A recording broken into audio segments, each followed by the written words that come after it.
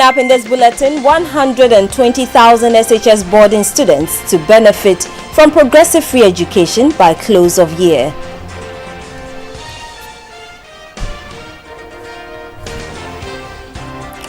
Torrential rains destroy newly constructed bridge that links Ho to Aflau in the Volta region.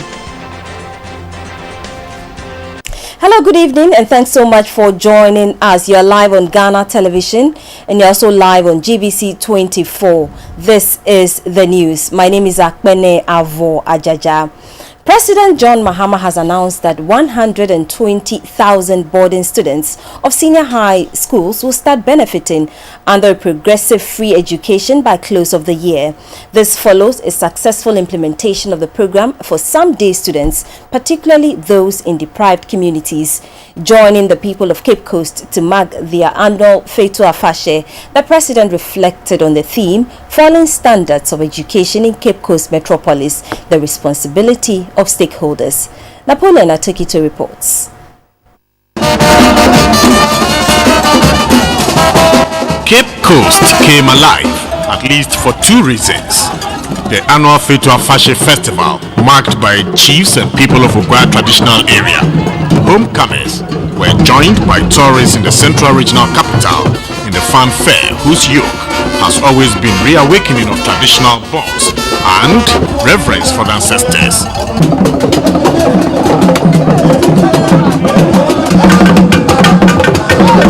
Another dimension of the occasion was the presence of President John Mahama in Cape Coast to participate in the festival.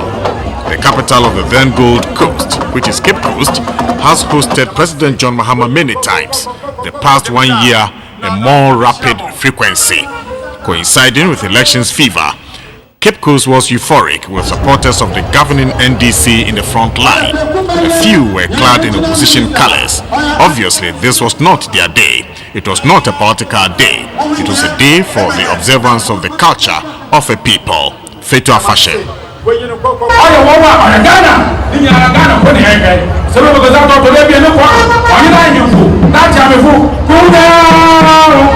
The paramount chief of Ogwa traditional area, Osaberiman Nanakwesiata, welcomed citizens and visitors to Cape Coast. He talked about new development projects in the city. Igwe nenyu adan kakra. Yenye stadium. Efisi yenya Igwa market. Yen omampanyina wenya no baby ko.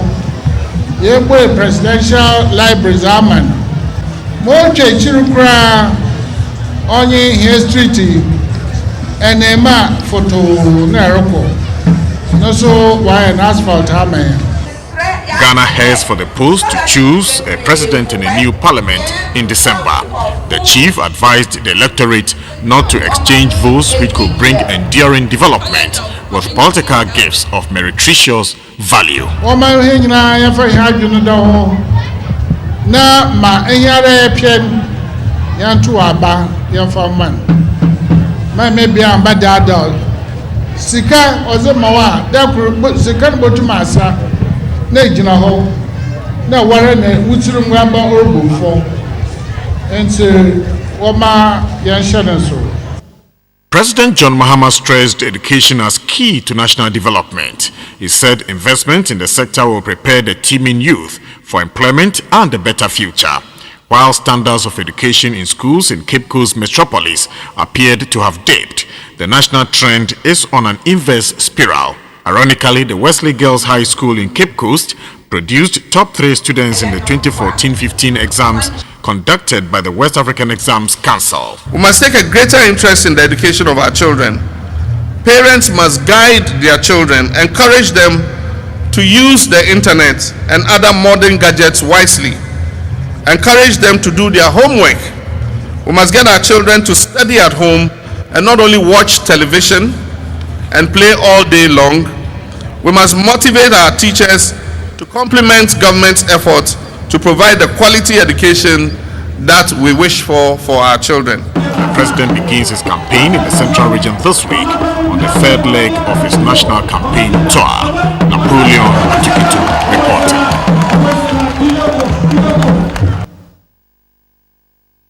Still in the Central Region, the University of Cape Coast College of Agriculture and Natural Resources has developed 22 new varieties of cowpeas for farmers.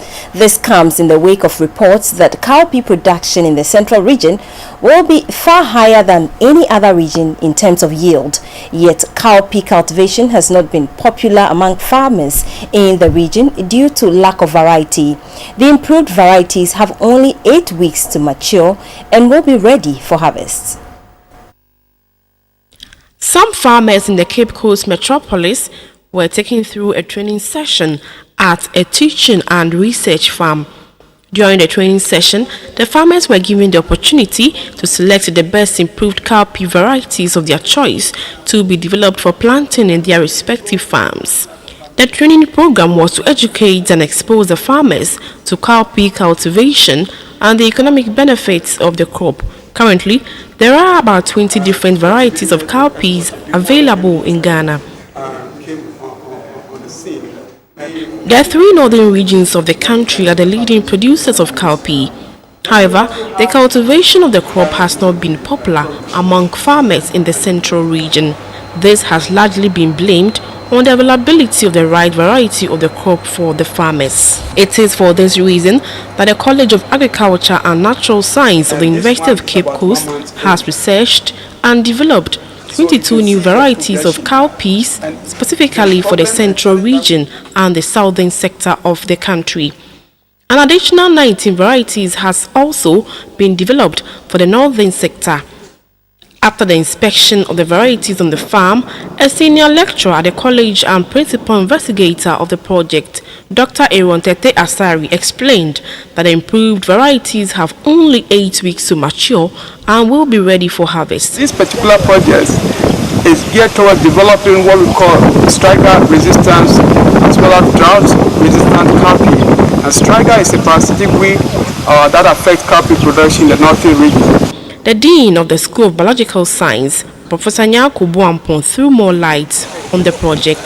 They are selecting these sister lines that will be able to multiply them, and then farmers will also plant them, and so that they can generate more cowpeas for consumption. As you know, we import cowpeas from the neighboring countries, and we have the market for it. But because farmers are not into cowpea production, we are not deriving the benefit from it.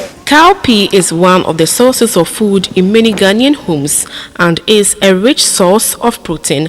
It can be used for cocoa and kose, rice and beans, popularly known as wachi, as well as many other nutritional diets.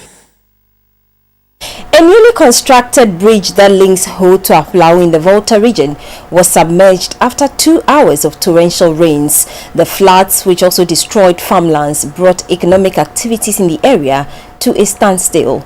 There were no casualties.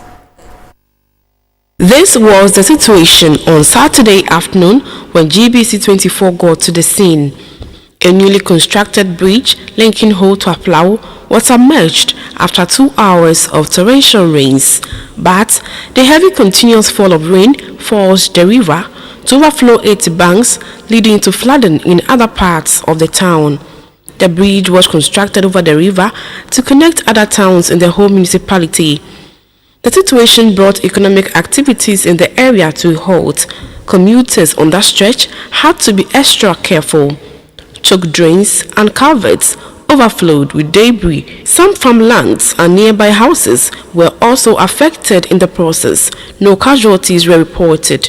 The Volta Regional Coordinator of the National Disaster Management Organization, NADMO, Mr. Simon Miles Barker, attributed the flooding to indiscriminate littering on the part of residents. He called for a change in attitude towards sanitation in the area. Mr. Miles Barker said his outfit will soon dredge the bridge to help create enough waterways to forestall any future occurrence.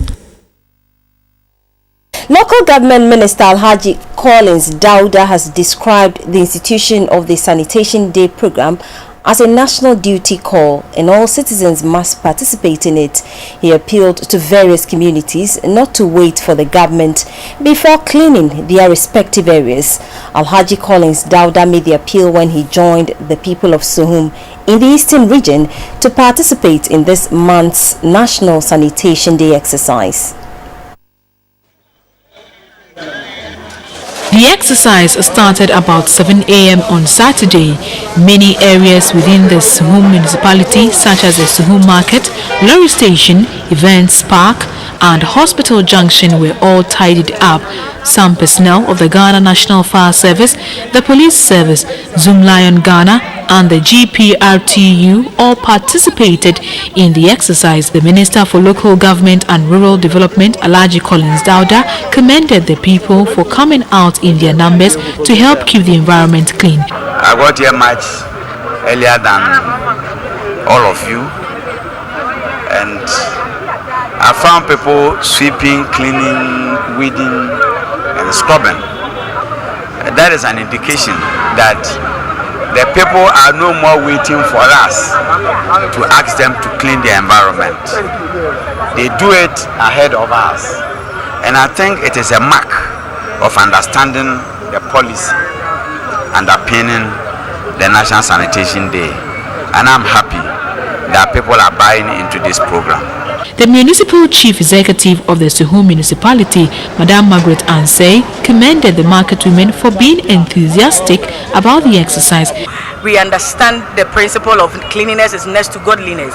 We have really participated, and everybody is involved, the chiefs, the queen mothers, the market queen mothers, the GPRTU people. They have all really actively played a role, and Suhum is now very clean. And we are very grateful to the ministry for letting Suhum host the National Sanitation Program. The chief of Suhum, Osaberima Ayekofi, also commended government for instituting the National Sanitation Day exercise and appealed to all citizens to embrace the exercise. The local government minister later paid a courtesy call on the leadership of the Muslim community in Suhum to thank them for also cleaning the environment during the national exercise. Meanwhile, at the Kumasi Central Market, traders and hawkers were going about their businesses oblivious of the National Sanitation Day activities. The Kumasi Metropolitan Assembly focused on the market for the 23rd edition of the National Sanitation Day exercise. However, apathy towards ensuring environmental cleanliness has been a major challenge in the campaign. The Kumasi Metropolitan Assembly directed that the National Sanitation Exercise commenced at 7 a.m. and closed at 11 a.m. and that all shops are to remain closed until the exercise was over. In spite of the directive, there was brisk business at the Kijitia and Central Market areas. Officials of the KMA and some security personnel joined in the exercise to clear rubbish at the market. Another area targeted by the KMA was Alaba, where residents cleaned gutters and cleared their surroundings. The public relations officer of the KMA said it is time the assembly enforced the sanitation bylaws. Managing Director of State Housing Company, Mr. Samuel Sapong, also spearheaded a cleanup campaign at Sokoban. He was joined by residents to desilted gutters along the main road in the area. Mr. Sapong used the occasion to present some roofing sheets for the community center. It's still the news live on GBC24 and GTV. Let's talk politics now. The flag bearer of the New Patriotic Party, NPP, Nana Akufo-Addo, has started a 3-day campaign tour of the Upper West region. He pledged to restore teacher and nurses trainee allowances if voted into power in the December polls.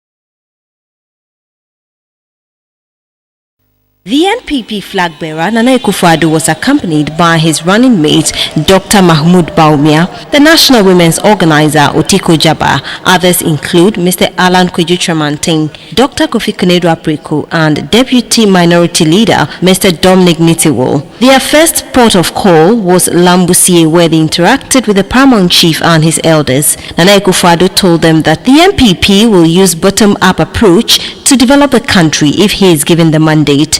This, he said, will be done by allocating $1 million to every district to embark on development of its priority areas. The team later moved to Hamile, where some bigwigs of the party took turns to address the gathering.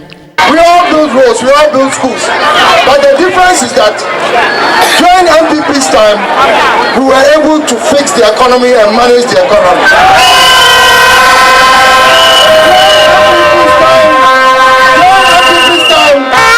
Make sure that your own personal life was better than before. Nana Akufo-Addo, for his part, said if voted into power, his government will restore the teacher and nurses trainee allowances.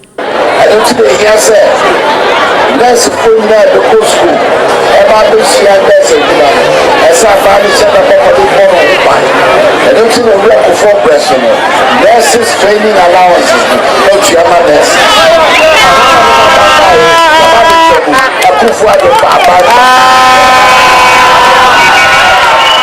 From Hamile, the team moved to Nando and called on the Paramount Chief, now Dr. Pure Pubecher. Addressing supporters of the party, Nana-Addo said irrigation will be given serious attention under his government. We need to get our irrigation policy in place so we can enhance our agricultural production. But what we need is proper policy, a framework that will support our farmers and encourage our farmers to be able to produce for us. That is what my government is coming to do and to give us. The founder of the United Front Party, UFP, Nana Ejeni Mboateng, has been acclaimed flag bearer of the party for the 2016 elections at the party's National Delegates Congress held in Kumasi. This was after he was declared unopposed by the Electoral Commission and unanimously endorsed by delegates. The Kumasi Center for National Culture was the venue for the National Delegates Congress of the United Front Party. The colorful event was highly patronized by hundreds of supporters as well as sympathizers and representatives from other political parties. Though the event was planned to start at 10 a.m. on Saturday, it began around 12 p.m. despite the fact that most of the delegates arrived at the venue on time. Proceedings began after the arrival of the founder of the party, Dr. Nana Ejeni Mboateng, who was welcomed with cheers from delegates. The General Secretary of the party, Mr. Prince Zakaria, said the UFP is poised to take over the reins of government in this year's general elections. The United Front Party today has a mission which is so simple: to outdoor a visionary leader, a youthful one for that matter, who is well poised to take over the affairs of Mother Ghana. And then we will adore the Lion Son, and the Lion Son is going to open the doors of our destiny in this country. Officials of the Electoral Commission, led by the Deputy Regional Director, Mr. Lawrence Sapon, called delegates to order for the conduct of a popular acclamation, and Nana Ejeni Mboateng was declared the flag bearer for the 2016 general election. The move also received an overwhelming endorsement by the party delegates. Nana Ejeni Mboateng called for unity among the party leadership to ensure victory. He said the UFP is the only party that holds the key to Ghana's economic success and asked Ghanaians to vote massively for the UFP. MPP is enough. NDC is enough. Change is coming. Change is coming. The wind of change is blowing. Human is going to the pastor house. No obstacle by the grace of God. 6 national executives and their deputies were also steer the affairs of the party for the next 4 years. We'll be back shortly with some more stories. Just stay with us.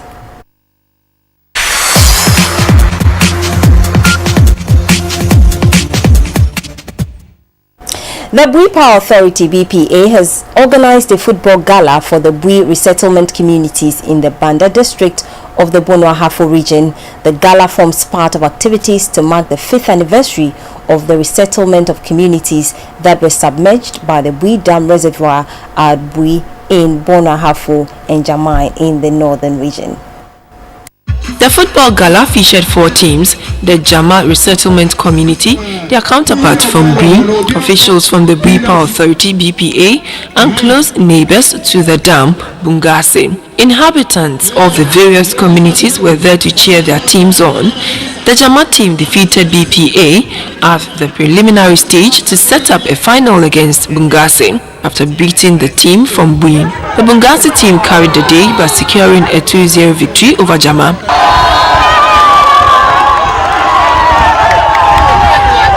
After the competition, participating teams were presented with jerseys, footballs, and an equipment kit for referees. The winners, Bungase, also took home a trophy. After presentations, the Community Relations Manager of Bui Power Authority, Salifu Wumbela, praised the communities for their cooperation and hoped their union will grow much stronger in the years ahead. Through the support and collaboration of the community, we've been able to curtail this menace. And the success that we've achieved under the project through the support of the community is a resettlement exercise. We've resettled about 1,200 people. We've not had any challenges. Everything went smooth, and we are still having a good relation with the community people. So we think that there are future projects that BP will be embarking on under the hydroelectric project. Mr. Salifu Wumbela used the occasion to make another appeal to the 20 families from Tokochina, one of the communities who have refused to be resettled, to change their minds and move to the Bui resettlement community where their fully completed houses are ready for use. We'll bring you some arts news after this break.